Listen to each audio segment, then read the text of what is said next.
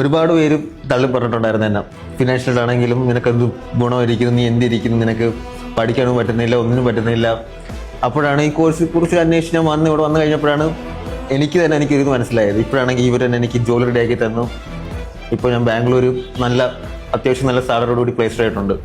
നമ്മൾ ശരിക്കും hard work ചെയ്യണം, പരിശ്രമിക്കണം. നമ്മൾ ഫസ്റ്റ് അറ്റംപ്റ്റ് നമ്മൾ ചിലപ്പോൾ ഫെയിലായി പോകും, പിന്നെ ഫെയിലായി പോകും.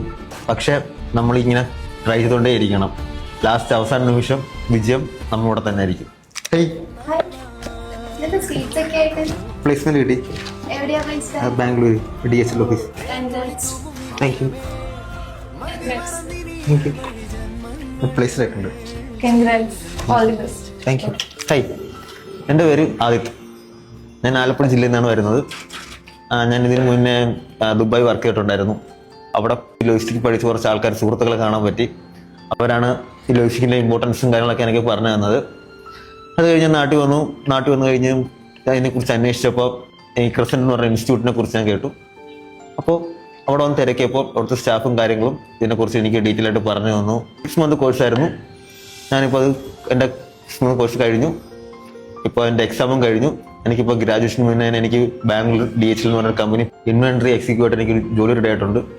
സാധാരണയാണെങ്കിൽ ഈ 2-3 വർഷമൊക്കെ എടുത്തിട്ടാണ് ഡിപ്ലോമ ആണെങ്കിലും ഓരോ കോഴ്സൊക്കെ ആണെങ്കിൽ എടുത്ത് നമ്മൾ പാസ്സാകുന്നത്. പാസ്സായിട്ട് പിന്നെ അതിൻ്റെ പുറകെ നമ്മൾ ജോലിക്ക് വേണ്ടി 2-3 വർഷം പിന്നെ അതിൻ്റെ പുറകെ അലയണം.